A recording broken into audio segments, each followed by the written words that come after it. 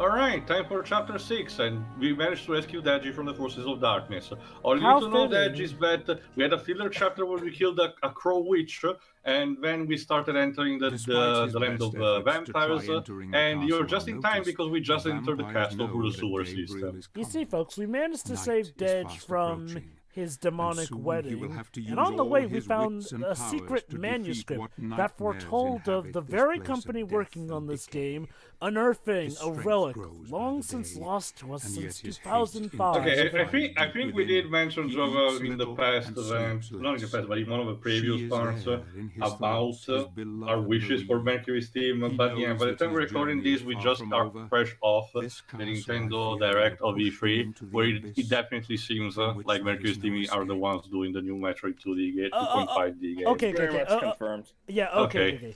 Here's the confirmation. Series creator Sakamoto will in fact be working in tandem with Mercury's team to bring back Metroid Dread from the dead since 2005 to the Switch. And All it's right, coming fair out enough. this year in 2021.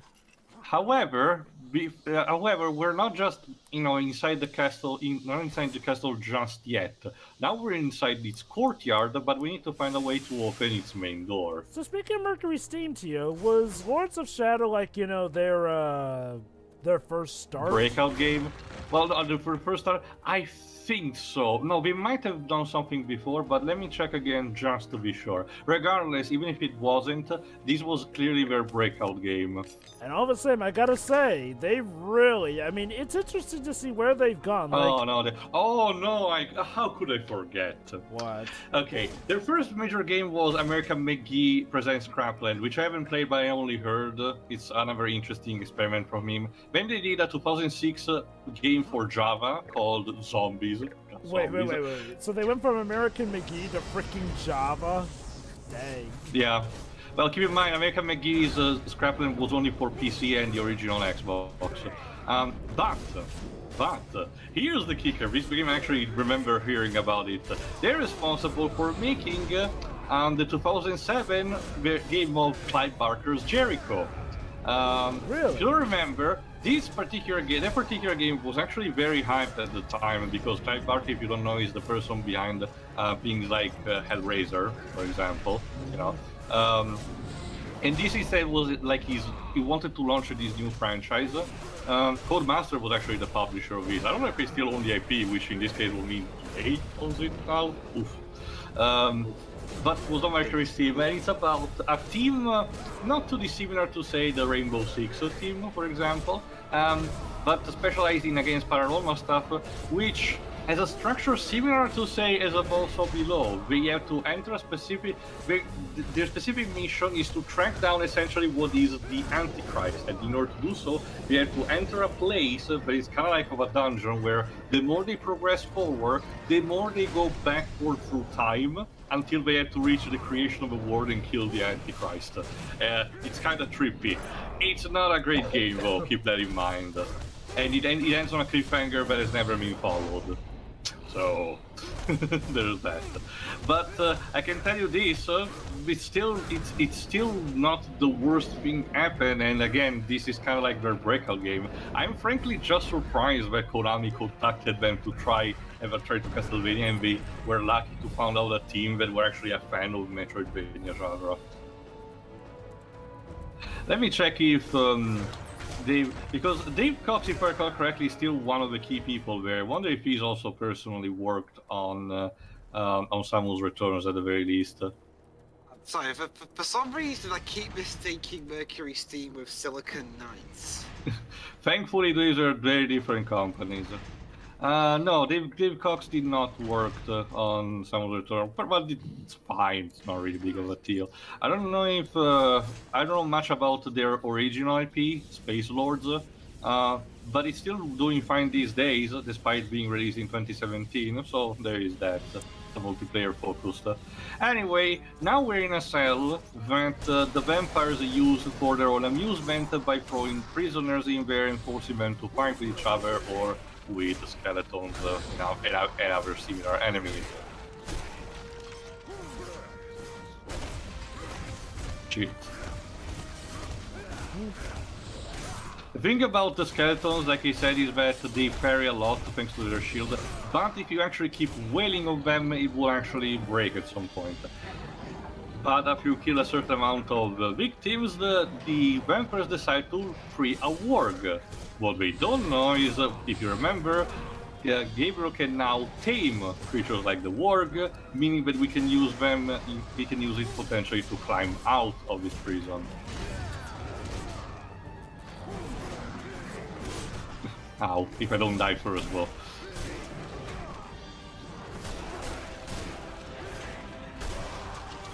In the meantime, let me check also if the composer has done anything since this game. Oscar, I know that he's done TV stuff and...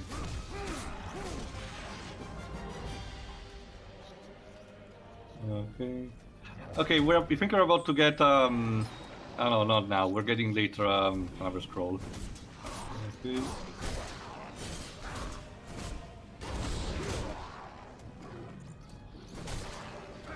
This is another situation. There you go, it's a special move. This is another situation where you're encouraged to take on the warg as soon as possible, but there are one or two secrets, so you don't want to leave the area immediately, especially because if you leave it now, you lose the secret for later in your. You'll have to backtrack later on. Again, it's not too much of an issue because again, you can potentially just repeat the level anytime that you want, but. There we go. First, let me replenish everything.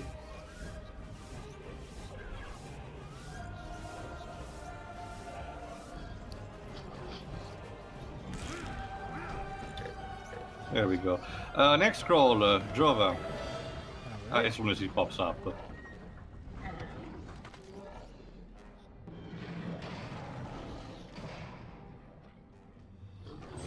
Gone. I think I broke my leg when I fell down here. It doesn't seem like I'm going to get out soon. This is strange indeed. It seems the vampires keep wargs and trolls as captives. I suspect this is to feed on them if fuel and blood supplies run low. I have heard that many centuries ago this castle once belonged to the Bernard family. They must have been driven out when the Dark Lord of the vampires came. Something approaches. And sounds go. like the rattle of bones. Again, distant trouser of bones in the background. Okay, now you're fucked.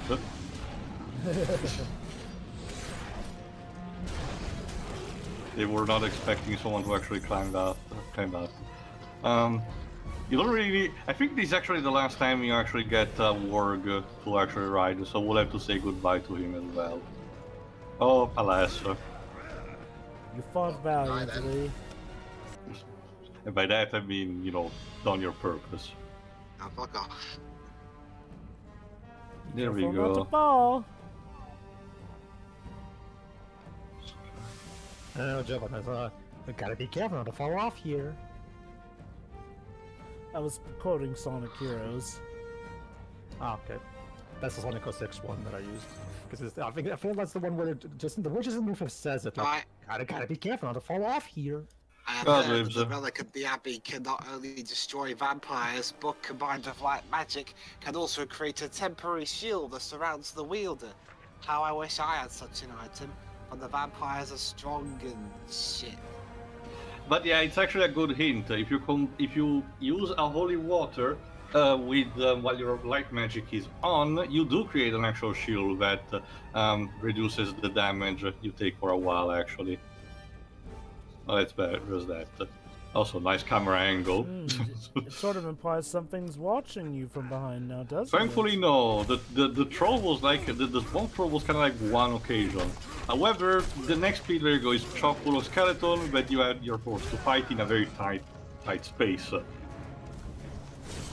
Again, it seems that a lot of medias containing skeleton enemies love to do also this, so just forcing you into a small corridor room with a bunch of them at the same time.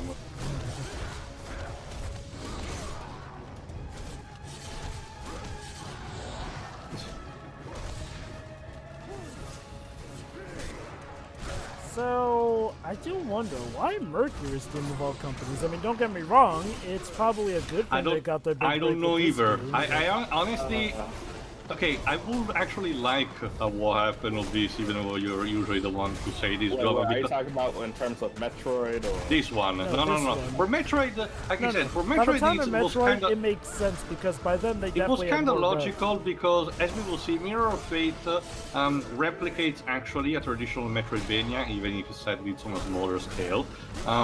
And even in general, these games, despite having a completely different structure, do have similar elements to the Metroidvania. So, regardless if it was Nintendo approach them or vice versa, I can totally see at that point that kind of match. I'm asking more so about this game because, you know, at the time of this game's making, Mercury Steam weren't as big known, and considering the production values given to this game, that's not something you often see with a newbie Okay, developer. we're about to get a transition, so I will actually start reading a development section that I found only after we're done, because we're exited. There you go, the major cell in the courtyard. Oh but now god, we'll so have many stairs. Stairs. I wish I could find who built all these stairs and push them down all these stairs because there's so many stairs. Oh my god, there's still more, and now there's some to read. Castlevania. Are you still reeling over the 7 remake, or like what is this? Also, it was mostly a Yu-Gi-Oh! Bridge reference here. For some reason, they decided it was cool for Seto Kaiba to climb a lot of stairs. It'll look cool in the shot, but it completely ignores the fact that Kaiba's legs must be killing him at that point on the stairs. But yeah, despite loving a freezing climate, the vampire is allowed to have a garden of sorts. I'm completely for this stairs suck ideology. I can imagine they need a hobbyist, I guess. From lands far away What, to make flowers and then suck the green blood out of them? No, it's just with all the snow and cold, only a few things can actually grow decently for a garden. And as we will see, it's no more than true than this, because a lot of things are kind of like rotting. Well, considering how the Lords of Shadow have been running things, is it any surprise?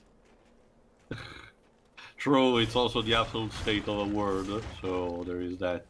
You know, again, the irony... Including a new enemy type, the Mandrake. Oh, goody. Mandragora, sorry. Common ingredients in the creation of magic potions, mandrake roots are an important resource for alchemists and mages of the world over. However, the harvesting of mandrake roots is dangerous activities. When the root is dug up, the plant will scream loudly, killing anyone near it. When they are fully grown, mandrakes become mandragora, sentient beings who survive by draining the life force of nearby enemies, and occasionally Neville Longbottom. Here's the thing about these bastards: they respawn constantly, so you're better just to ignore them. Even because their attacks do not normally flinch you. The problem is that if there are too many on screen, their life-sucking attack will start becoming more unbearable. So you need to do some pest control at that point, like I'm doing right now. Get those earplugs ready. All right, let me get this. If a score happens in nearby, Pedro will be next. There we go. Castlevania was rebooted due to the team's concern over the poor sales of their latest Castlevania games. I think at the time it was Order of Ecclesia and the other Sorrow games on the DS. Even had that stupid extra hits cover. Oof. The team wished to expand the franchise fan base with this game. A number of prototypes in parallel development competed to become the next Castlevania title. There we go. Konami told Mercury Steam the game would be an original intellectual property when it was first greenlit as a Castlevania title.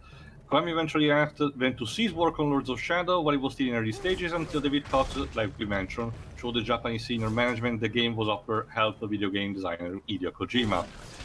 Konami then showed the pitch for it as the next Castlevania entry. Oh, there you go, there's the scroll. You're up, Pedro. Okay. Somehow I need to get to the other side of the gardens. There must be a way over the edge. I have been looking for tracks in the snow, a telltale sign of movable objects. If I could find a column or statue, I could move and push it close to the edge. I might be able to get to the other side. And then he was mauled by random creatures. I think that's the first time we've seen that portrait for a dead knight in the book. No, I think we've seen a couple of times. No matter how much distance I go, all I find is more parchments and more scroll logs. Why did they bother writing there this much? They were in such peril. Okay. There we go. The original concept for the game was to remake the first Castlevania starring Simon Belmont, but it was later decided to make a reboot of the franchise. Lords of Shadow still drew inspiration from other titles in the series, most notably the first game on the NES and Super Castlevania 4. That is true. Kojima's input included advising Koch's team to redesign some of the lead characters, Gabriel, who felt needed a more heroic face. Originally, Gabriel's design resembled a classic barbarian, because the game was supposed to be Simon, before Kojima then advised the staffing to refine him into a character that was more relatable for the player. Okay? Cox mentioned that the voice acting provided by Robert Kai helped human. Oh, that explains it. Kojima was behind choosing the celebrities for the voice acting of his game. That Kojima explains a lot. Well, that's what it usually does anyway. He loves to do that. Kojima also oversaw the Japanese localization of the game, employing a number of voice actors from the Japanese version of Metal Gear Solid, like Keiji Fujiwara for the main character. Keiji Fujiwara, in case you don't know, sadly passed later. He has passed away, but he has been the major voice actor for Raiden, if I recall correctly. Raiden. There we go. Cox stated that Kojima advice allowed Mercury's team a lot of freedom with the project. Mercury's team wanted to depart from the art style of the other games in favor of one that was darker. Cox said, the old games had this boyish depiction of vampires and monsters, and we wanted them to have a darker edge this time around. Videogamer.com drew comparison between the art style and Guillermo del Toro's work, which is understandable. You know, there's a lot of Pan's Labyrinth influence. Developers. Well, Kojima and Del Toro are besties, so. Not just that, these are a Spanish team, so probably they wanted to homage that. The second game also has even a quote from the painter Francisco Goya. Where is this? There you go. The developers claimed to avoid the use of quick time events during combat, stating that they distracted the player from the action, but the game still features them. Probably a mandate. When the game was 60% complete, Mercury's team was aiming for 30 FPS as opposed to 60 FPS, which the company said was not a priority at that stage. The game reached a gold status following an announcement on Twitter made by David Koch on September 9th. Oh, my birthday. The games has 2 DLC, which I will talk more about later. And I will talk about what I just read also because it's tied to that. A port for PC was launched in June 2013 with the subtitle Ultimate Edition. The DLCs were also included in the game. It was released on Steam on August 27 and then retail also for the console version in August 30. So yeah, I actually don't know how Konami did manage to contract to even reach Mercury's team, but scroll time, Dweebs. I guess drove away. Spider silk, one of the strongest materials known to man. There are many varieties, some of them even harder than the toughest steel, but the one produced by giant spiders is remarkably strong and extremely expensive due to the difficulty of harvesting it. There are some scribbled notes and reading in the back of the small scroll.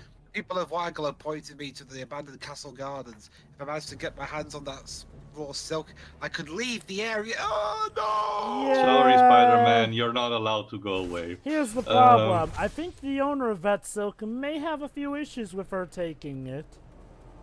Does whatever a spider can, Joe. Yes, she'll wine and dine on you.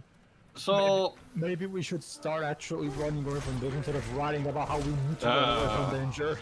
If I recall correctly, this is the last encounter with a major spider, so good riddance to those two. Go away. But so I don't know actually how they subcontract the Mercury's team for this, but while I'm at it, let me see the audio section, because I'm really digging the soundtrack. The game's musical score was written by Spanish composer Oscar Araujo, using a 120-piece orchestra, Jesus. It also features previous Castlevania musical themes, as I mentioned to Deji. A soundtrack CD was also included in limited edition. In October 2013, Specialist label Something Else Music Works issued the soundtrack a more widely available CD. The composer Araujo was nominated by the International Film Music Critics Association. What? That spider just warped over there. Oh, I think I jump cutted because it was another instance where I decided to mount him, then killed it because he didn't find another extras, and then I had to kill another one. Sorry. I was gonna ask, sorry, you're going to ride it? Yes. No, but remember, these are the instances that where you can ride a beast, but there might be one or two secrets nearby. Anyway, there you go. Oscar won also Best Original Score for a Video Game or Interactive Media. Lords of Shadow Future was voiced done by professional cast recorded in London, an aspect which has been acclaimed by the gaming press, including Robert Carlyle and Patrick Stewart. The part of Gabriel was originally going to be offered to Gerald Butler. Really? Yeah. But it was not available. The cast will make their own contribution to the characters during the recordings. David Cox mentioned that what could have been an in-and-out voiceover job for them wasn't. Instead, their love of the script and praises saw them developing their characters and working through the motivation. So I get the idea that Robert Carlyle and Patrick Stewart actually got really into this, and they had some creative liberty in doing things. Honestly, Gerard Butler seems like exactly the kind of pick Kojima would make. I mean, I love look. Don't get me wrong. I love Kojima, but the man can sometimes be blinded by who's the big star here and there. And of course, okay, I just don't see the voice. I just don't see the voice of Gerald Butler for this character, to be honest. It's because of Phantom of the Opera. I mean, they got another Scottish actor, so. Wait, Robert Carlyle, isn't he Australian? No. Scottish. No. Oh, okay. Robert is definitely Scottish, but Whoops. When it comes to Gerard Butler, I definitely attribute Kojima as wanting to have him as Gabriel as sort of, the whole Phantom of the Opera thing. Okay. Most likely. That's what Gerard Butler was kind of best known for until the piece of Okay, crap. it's a I mean, puzzle the scroll, so I'll treasure read that it. is Gods of Egypt. All the clues point to here, but I cannot find all the castle's keys anywhere. Only this inscription on the rock, but it's nonsense. Only when the three look at the center, the Vampire Queen will open. So it's another classic puzzle. Rotate the statues until all of them look at the center. Each statue does not move technically. Well, you can rotate it, but when you move one statue, all the other move in sequence, but you need to rotate them properly. It's actually less complicated than you think. Like so. And I get 500 picarats. Also the key. Thank you.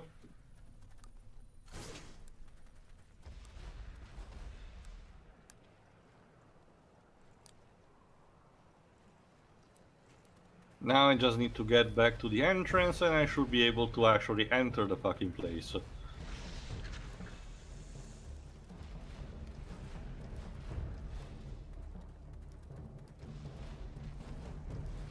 There you go, this is another shortcut. This is instead a shortcut that actually should take me back. There we go.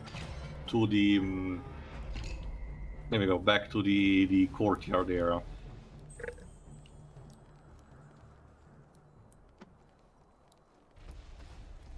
There we go, back where I started. Thankfully I don't have to repeat the cells again, even though the process might be a bit similar to the one of the Academy of Evil in Crushed Insanity. Neat. Albeit with like 95% less second.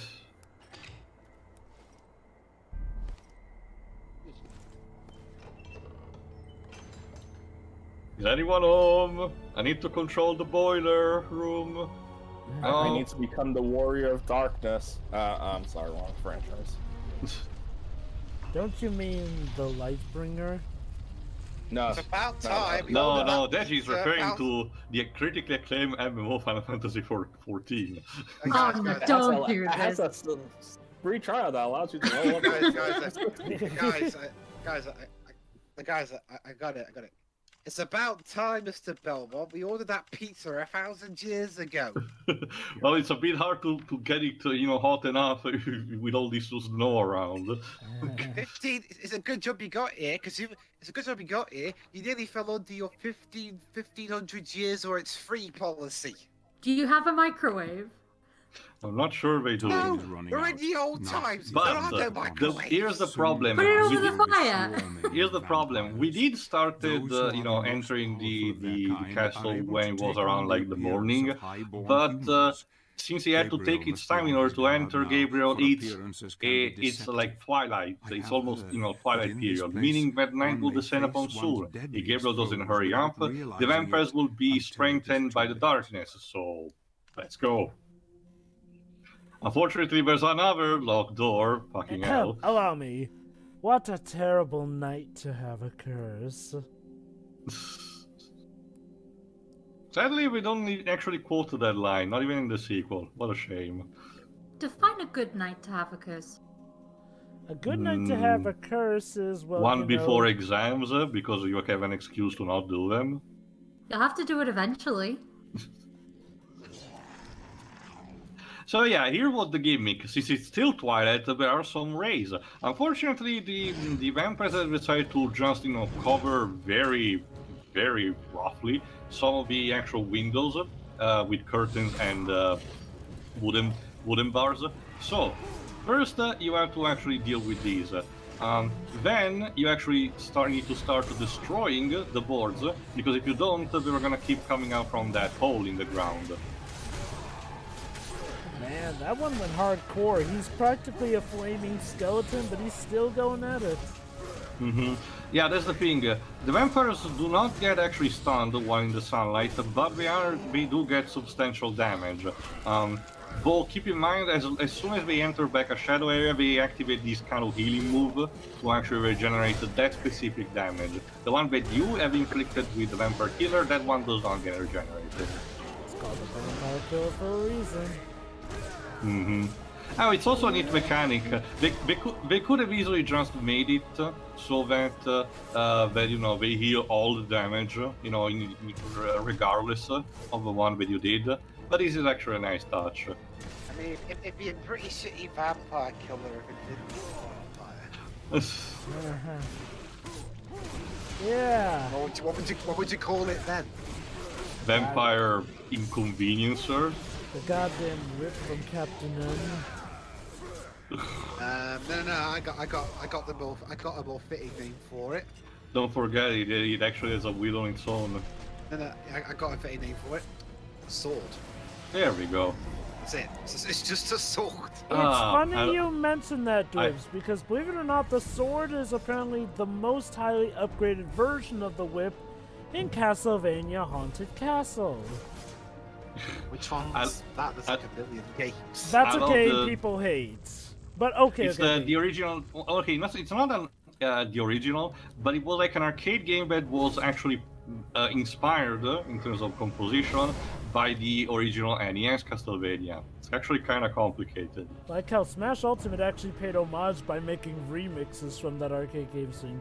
Basically, it's if Castlevania met Ghosts and Goblins. Some call me Johnny did a review of it. It's not super worthy to give it a look. I mean, to be fair, it's technically different story, different composition, and it's hard as balls. Even Dracula looks more like he's a Christopher Lee version. That was weird. What's wrong with that? It's more. That's the thing, Glibs. As time passed, the Castlevania version of Dracula assumed a different appearance, a proper original one. Well, yes, maybe the ones from the original games actually did look like the more classic Christopher Lee version. So basically, I like a tuxedo. Which, to be fair, Castlevania kind of did before they settled on a more consistent look for Dracula. Basically, Dracula's main look in the Castlevania series is, think Kevin Kline in the 80s.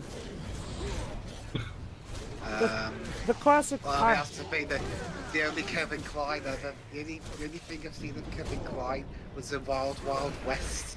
Okay, well, like I said, Kevin Kline in the 80s, you know, Wild West. And was thrown to the wah. Anyway, That's like the one decent thing from that film. Anyway, It's been a while since I've seen him. Yes, Jova. Anyway, think stuff like Kevin Kline in Pirates of Penzance, you know, long flowing hair, classic mustache, and a bit of a goatee here and there. And He's a villain. Varies a bit, but yeah, for the most part, his look established in Symphony of the Night is pretty much his basic design. And I was so glad they brought it back for Smash. That's not to say we haven't had some changes here, but no. For the most part, That is considered as classical heck to the Hell, point where they brought it back even for despite Curse of the different, Darkness. not just that, Jova, even in Judgment, despite the redesigns, overall Dracula is the one that actually looks closer to his original counterpart. I know, right? And that's saying something, because Judgment takes a lot of artistic liberties, especially with Carmilla. What about Grant's Jova? It literally looks like a BDSM enthusiast. But Tio, even the vampires are bigger than mine! Oof. Good priorities to have, Marilla. Good priorities to have. Especially when she goes against I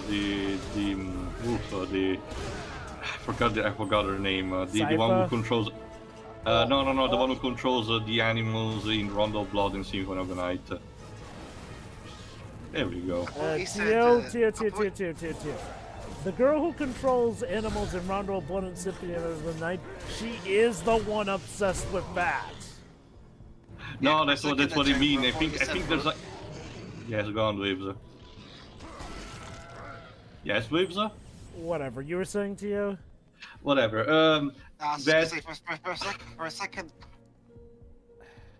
For a second there, I thought you said Marauder, and I'm like, what the hell does that Green Gables Anyway, have to do with might as well Castlevania? let me read this. Where is brother who is opposed to Savior? Where is this word of light?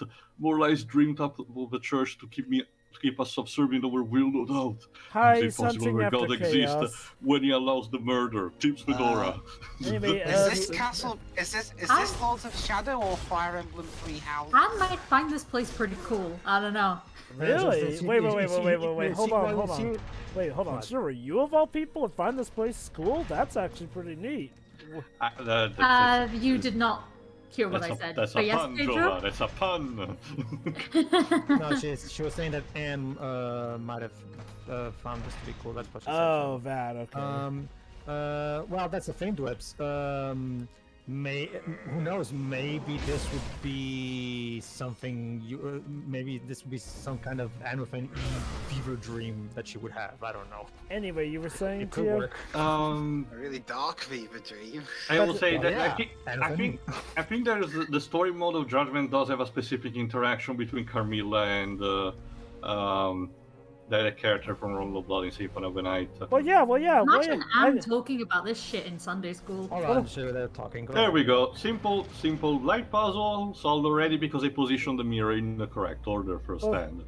That's the thing, Tio. The characters you're thinking of in the interaction, that's the one where she comments on how Carmilla's are still... No, that's what I mean. It's not like a pre-battle quote. I think it's an actual story beat.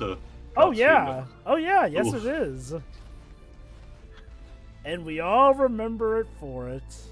Let me just read it because this is a puzzle.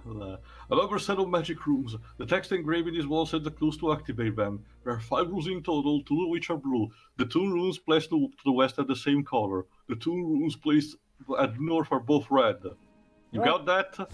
Good. You know what? Kudos for making it this far, my dude. Sadly, it wasn't enough.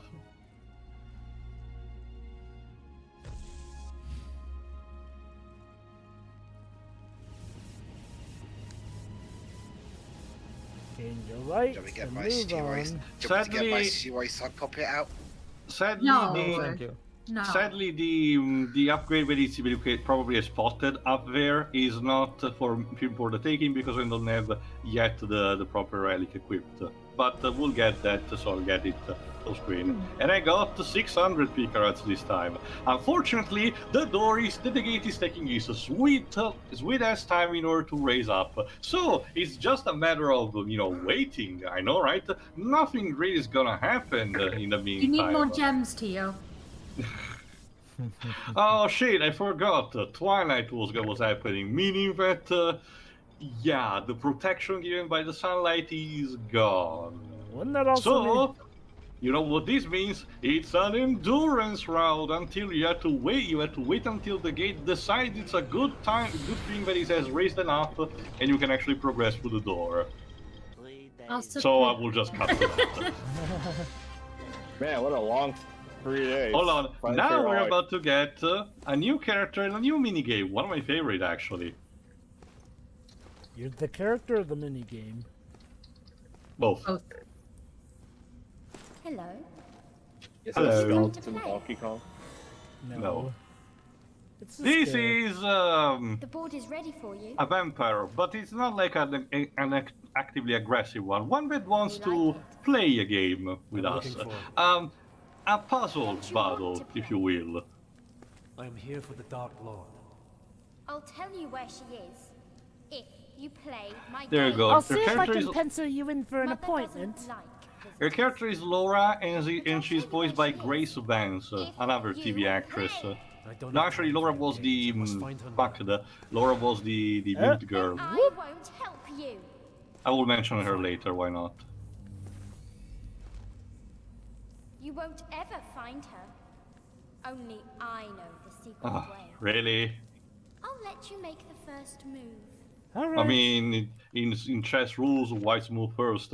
Anyway, here's how it works. It's not a traditional kind of chess, but here's how it works. The objective is to annihilate all the pieces of the opponent. During each turn, players determine which pieces can be moved using a spinning wheel. When they lose 2 pieces, they will be granted a second spin per turn. After losing another 2, they will receive a third spin. All pieces can move to an empty square and attack an adjacent enemy piece during a turn. Apart from having different statistics, on the right, each piece has an extra power. Lycanthropies can move 2 squares instead of 1, so more agile. Vampires can drain life from an adjacent piece, dealing less damage but healing themselves in the process. And Necromancer can summon a zombie anywhere on the board and can attack at 2 squares at distance, ignoring armor value. You can actually skip the entire game, but since I actually enjoy this, I decided to put it there. But since it might require too long, let's just speed up. Also, to answer What what song you were is this? saying. It's a puzzle battle, so it's just like that from Lost Future. Please, bust out the accordion. Whoops isn't Sierra, here. what were you saying? To answer what Pedro asked, can you imagine Anne trying to explain any of this in Sunday school? Yes. She yes. would love Of it. course She she would would. come up. She would love it, actually. And I'm pretty sure people would be mortified though, wouldn't they? And Anne wouldn't give a hoot. Nope. Okay, I might have been confused because there you go. Grace Vance is the voice actress of Laura, the character we just met. So instead I was confused. Claudia, the mute girl, was voiced instead by Emma Owen, which also is a TV actress, but has done a couple, 1 or 2 video games. Pedro. Apparently, Yes. she was the voice actress for Jessica in Dragon Quest VIII. Okay, cool. Also, a character in Drakengard 2, I forgot about her, and one in Killzone 2. Unfortunately, this was like her last role. I think she has retired. I want to win. Oh, boo-hoo, sore loser. Let's Hey. move on. At least she So is it- does admit so to if she- losing. So if we get a Dragon Quest Heroes free, the Jessica will be played by her. Wasn't Jessica in the Gotcha. first Dragon Quest Heroes? Yeah, that's why I said if they ever make a third one and they have Jessica in it, they're probably gonna have to recast Well, her. it seems that That's she. the It one seems, with the pigtails, right? yeah, it seems she didn't reprise the role for Dragon Quest Heroes. Well, She's the dancer. That's what I'm saying, Joe. oh, But if they sorry. make- Yeah, but if the they make girl with another many one- talents. Wink, wink. She has If you I almost remember as that much. commercial. She has almost as much talent as Sailor Jupiter does. No, That's what no, no. I'm referencing the Dragon Quest VIII commercial. I know. I didn't know that, but go on, Pedro. That's what I said to you. What if they make another one? Oh, Another okay. Dragon Quest Heroes. Yeah. Yeah. I don't know. Nowadays, Koei Tecmo is not She has doing the much body of Musous. an We're mostly innocent focusing child, Farcockry yet on the Samurai wits and Warriors cunning of a 5. seasoned Please predator. ignore Age Or of Warriors She of Rome. would Orochi. kill Gabriel in a heartbeat if she could. Beautiful Laura, who was turned many centuries ago, has lived a lonely, cruel existence ever since. Gabriel will have to be very careful from now on, as he can be sure that her mother, the one who commands here, is now fully aware of his presence, and that Laura Yeah, the herself mother still is has clearly some the part to actual play Lord in of our Shadow, tale. but Laura seems to be very playful in what she wants to do. So, well, it's not the last time we've seen her, that's for sure. As for her mother, she is someone. Well, that's our target. Unfortunately, now we have to pass through the kitchen halls, and I only dread to think what kind of feasts these kind of vampires can eat. You ever watch Tokyo Ghoul? Oshineteru, the dad. They drink coffee and they feast off people who have committed suicide. I know. That's the good ghouls. So that's instead our next target, the butcher, which just lovely places the actual meal for the ghouls, and then calls them with a ring on the bell. The only thing I retain from that show is the ending. Seen season 1. I heard that's where it peaks. Oh dear. That's not a good sign. Well, that's a lovely sight. Fortunately, we need to actually stalk the chef, but he has decided to barricade himself in the kitchen, so we need to find a creative way to get inside there.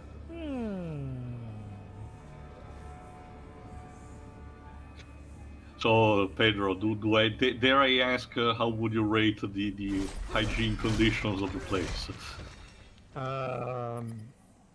Well, considering this is an abandoned old place, I'm going to give it some slack. Okay.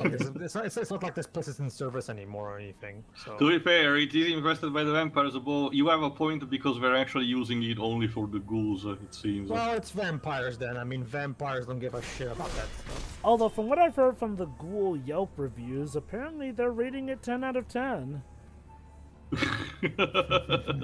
Best place to spend the vacations. But Jova, didn't Amy, for Amy's baking company, teach you anything?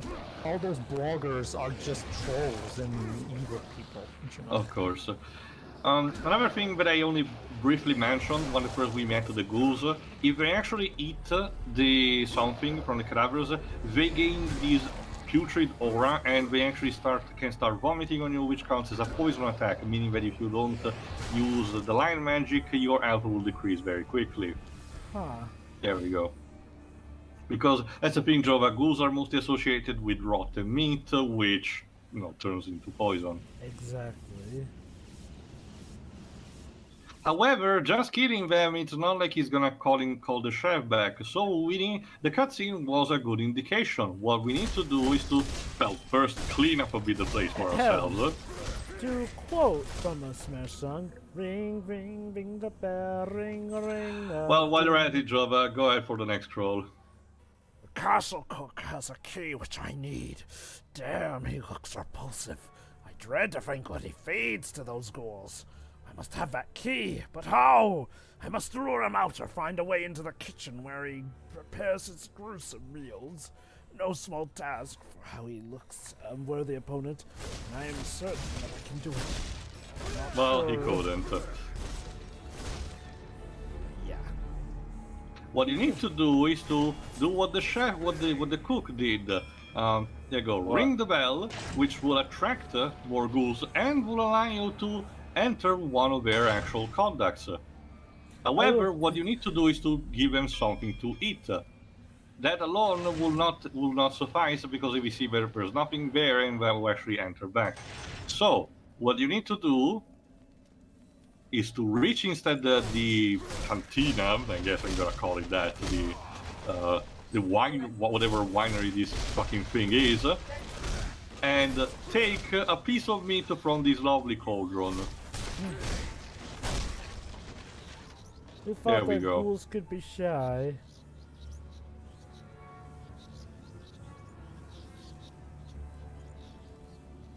Just place it onto the plate, and then hopefully the ghouls will not be, picky enough.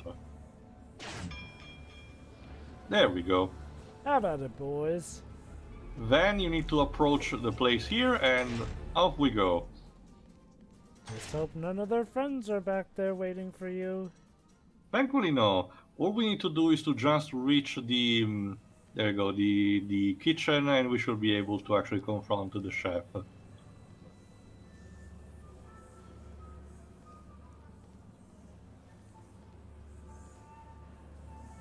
Oh, how did you get in here? I don't know, but he has a gem, so mine. Thanks. This came out after Dark Souls, right? Around the same time, actually, 2010. Yeah. Okay. Well, actually, oh yeah, the first Dark Souls came out in 2011, if I remember correctly. That was the Prepare to Die edition, though, I think. Was it? I'm gonna check in the meantime. Because I remember Demon Souls came out in Or 2009. Demon Souls. Oh, you meant Demon Souls. Oh, Demons, this was way after Whichever Demon one came Souls. out first. Demon Souls came out in 2009. Okay. You think they took some inspiration from that? or Shit! just- Possibly yes, possibly not. Alright, there we go, the Evil Butcher. This monster of unknown origin somehow become the official cook for the vampires. The Dark Lord uses the Evil Butcher to feed the ghouls, wargs and other creatures that live within the castle grounds. He carries a huge iron cleaver as his main weapon. He is not really a fighter, but is dangerous and skilled with the tools found in his kitchen. However, due to his size, he needs constant refueling in order to maintain his stamina. This is a key component for how to defeat it, actually. Well, not necessarily you don't like read through it, but it's a good hint at the very least. Because its last phase will be crucial in terms of defeating him. For the time being, again, like the description said, it's not that much of a difficult task, it's just improvising with the stuff that he has. The cleaver is still, a problem, obviously, but, there we go. But whatever he uses next is, improvisation is dangerous too.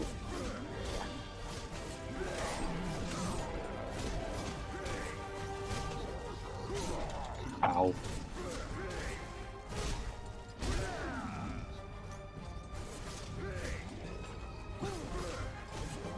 I love how some of the knives just like bounce from Gabriel. Unfortunately, he's a dirty cheater, so he's using some of the meat that he has around to actually refill his health. That's a piece of garbage. That's only for heroes, you cheater. Or AK, whoever we play as.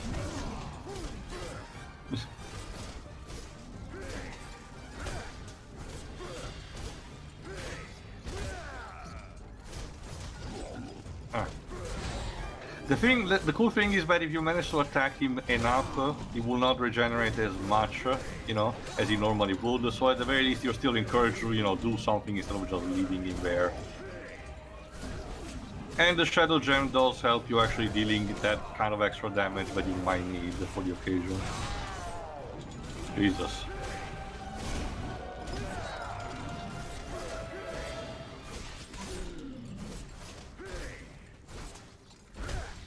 Where are you going now? Get back here. Yeah. Ow.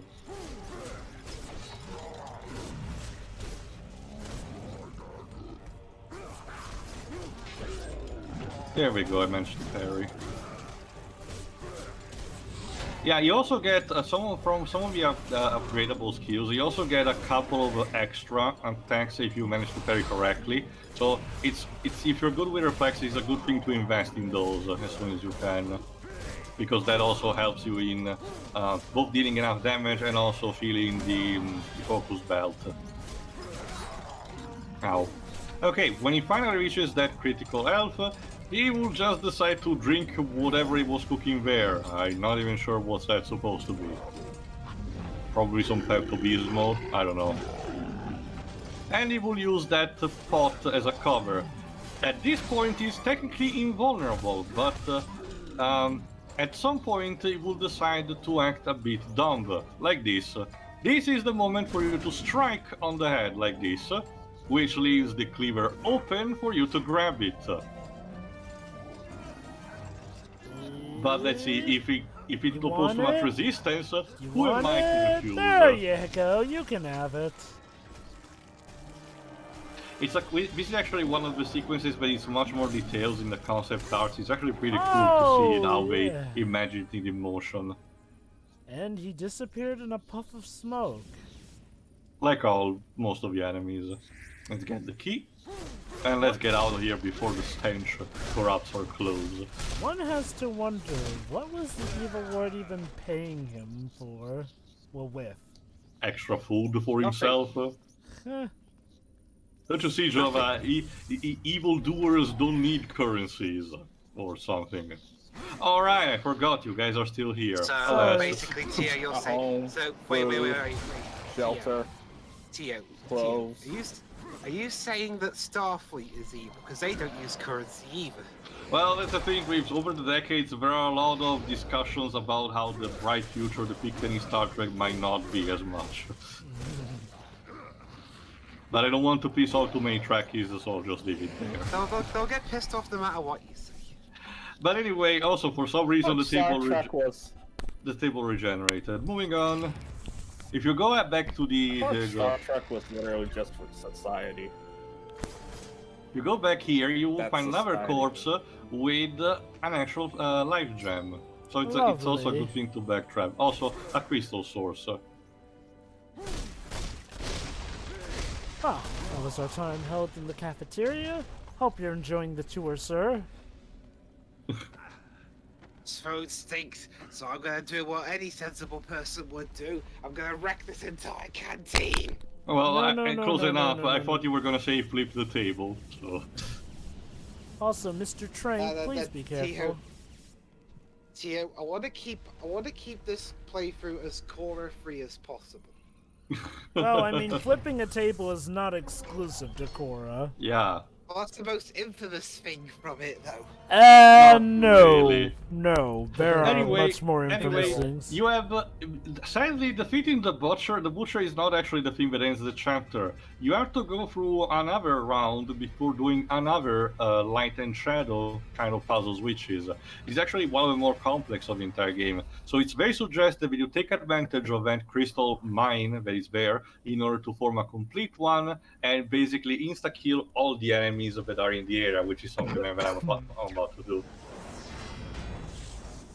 Some In terms of do. most infamous stuff, I can pretty much pick anything from it. Here's a more infamous one than the one you mentioned, Liz. I'm the Avatar, and you gotta deal with it.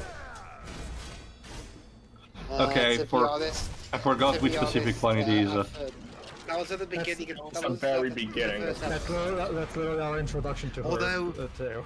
Yeah, but that isn't even like Oh, even the that bad one. part. Like, jeez. Not just that, that is, you know, There was far worse things in the show. it's not even that. Yeah, like with, she was 6 at the time. yeah, like, so we are interpreting a jeez. couple of things. Imagine if you were a kid and you had those powers, you'd be bragging. It's Oh, not even yeah. that. It's not even that. It's it's arguable. The shaping of our society is in there, but essentially just enabled her thinking like that. Oh, that's clear from the beginning as well. Like, they're hyping her up. Like, And not just that. Like Shiri said, she's also a small child. So again, I'm willing more to give her a pass on that occasion. I definitely have issues with her attitude later on in the show, but not that scene. That's just a reach. I do get the feeling that I do get why that scene in hindsight annoys people. I don't think it's bad right there and then. But given that it is attached to a character as problematic as Korra is in the first 2 seasons, I can see how that scene kind of rubs some people the wrong way. And also how it feels more like, the show is speaking to us more than the characters within. It shows a tremendous amount of overconfidence on part of the Alright, writers. I'll read this one too. There appears to be a floor about this one, but I see no clear way to access it. There must be some secret to find that will aid me in this godforsaken place. My fairies are all but gone and my dark crystal is incomplete. God has abandoned me here. They are coming. I can hear them. Forgive me, Iris, for it seems I will never look upon your beautiful face again. Don't worry, I'll take Iris for you. Said Zero. No. If she was called Kiri, it would have been worse. No. He still gets with her. So, No, it's more the fact that Nero tends to be super fanboy towards Kyria.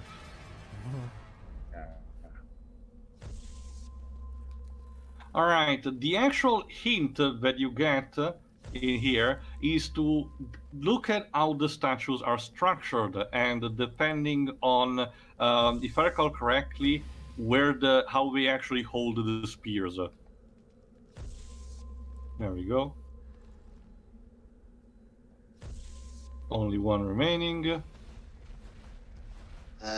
It's just a case of if you choose the wrong one, it blows up and you die. Close. You do get damage if you Good job. if you do the wrong if you actually do the wrong tile. Okay. So if you fuck up Cool. too many times, you actually die. Not cool. Okay, blown up if you pick the wrong one. All right then. With this, chapter 6 is complete. So instead, in the next one, in the next part, we will actually go deeper into the castle and find something tied to the previous occupant of it. So a figure that I did mention in one of the previous parts, Dr. Victor von Frankenstein. So stay tuned for that when we actually get to see what exactly was doing here. Spoilers, is not the actual monster because Universal throws bitchy fits these days because of copyrights. So we had to go around that. Let's just say that. Stay tuned for that. Okay. See ya. See ya. Yeah. See ya.